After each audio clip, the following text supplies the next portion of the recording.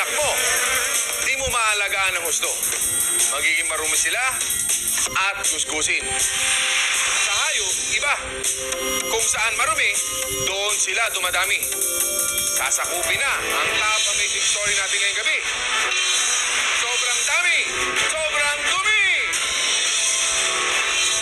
Ang mga nilalang na ito, nakatira sa ilalim ng clay castle sa African Plains. Sila ang mga termites. Aabot sa 5 milyong termites ang nakatira sa bahay na ito. Pero ang bigatin dito, syempre, ang reyna. Ubod siya ng laki. Magang-maga ang katawan na punong-puno ng itlog. Halos hindi na siya makakilos. Hindi naman niya kailangan dahil pinagsisilbihan siya ng mga pinagkakatiwalaang alalay. Lahat ng gumagawa rito, mga anak niya. Nakikipag-usap siya sa pamamagitan ng pheromones chemical na inilalabas niya para malaman ng utos niya.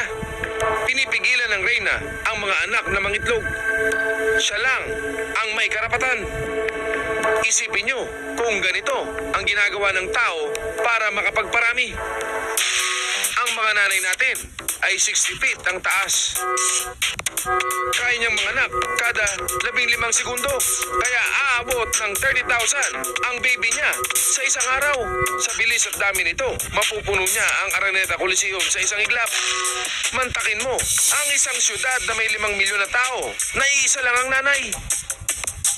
Tiyak, walang magliligawan. Walang magkakagustuhan dahil lahat ng makakasalubong mo, kapatid mo. Akala nyo ba, insekto lang ang kayang mabuhay ng ganyan sa syudad? Meron pang isa. Ito ang gamol na mole rat. At tulad ng termites, sa ilalim din sila ng lupa nakatira. Doon sila nag-uukay ng lungga nila. Siya ang pinaka-reyna sa pabilisang magparami sa syudad, si Queen Mole Rat. Kaya niyang manganak kada 3 buwan sa loob ng maraming dekada. Nagpapalahi siya sa panganay na anak na lalaki. At katulad ng termites, siya lang ang pwedeng manganak. Pinipigilan niya ang ibang babaeng daga na manganak. Kontrolado niya ang lahat ng mole rats. Pheromones din ang gamit ng komunikasyon nila. Kumakalat ang pheromones na ito sa lahat na nagpupunta sa kanila. Pero hindi pa rin sila uubra sa pagiging breeder ng isang ito. Narito sa loob ng kwartong ito ang pinakamatindi talaga magparami. Hindi siya tao o reyna ng hayop, kundi isang parasite.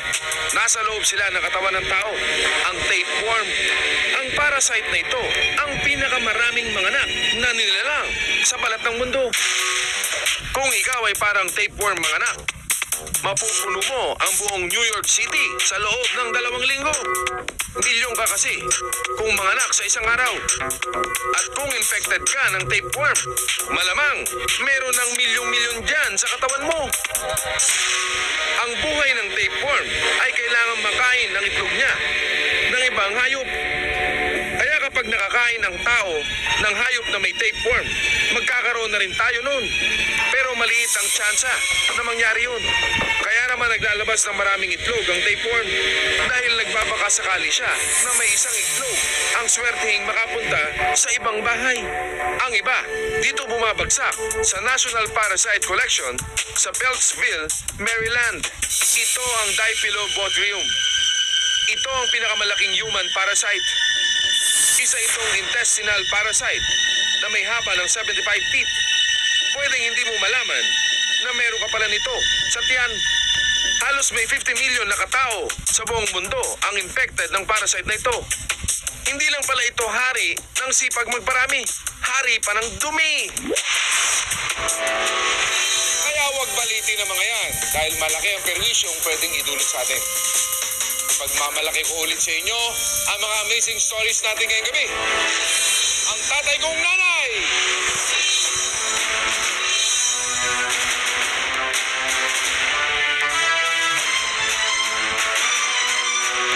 Todong anak! Todong mga anak!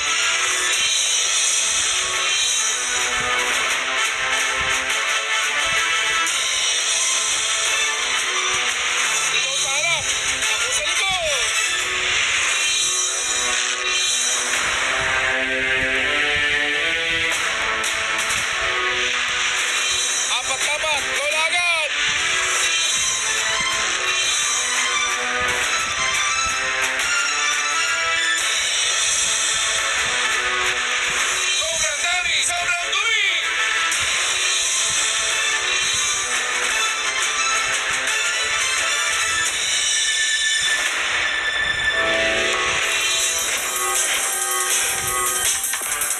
Makita natin ang mga hayop. Walang pakundangan kung magparami. Huwag sana tayong tumulad sa kanila na di nag-iisip at sa halip, mag-anak lang ng kaya nating buhayin. Next week, panibagong labanan na naman ang dapat niyong abangan sa ating kwentuhan dito lang sa Top Amazing Story!